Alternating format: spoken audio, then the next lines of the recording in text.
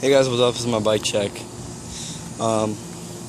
So I've got some new parts lately, and I thought I'd do a bike check. Starting at the top, I have the ODI Super Soft grips. I've had these for over a year, so that's why they're so worn down. But whatever. Sunday Broadcaster bars.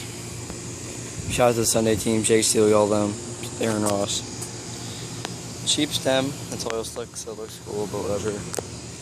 Odyssey fork bolt. Oops. Odyssey R25 forks, the best forks I've ever ridden in my life. I got the Odyssey Q2 complete front wheel, I'm pretty sure. BSD on a squeak tire in the front. I got King Liberty Sexton frame. I got Redline Monster pedals, they're actually pretty grippy. Some King cranks that are rusted and rolled. Got a fiddle peg in the back, some rear peg in the front.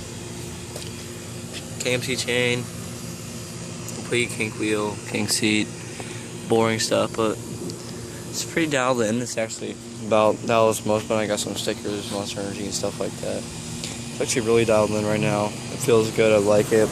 Been riding good lately, and I'm pretty stoked on it, so yeah, hope you enjoyed my bike check. Here's some clips.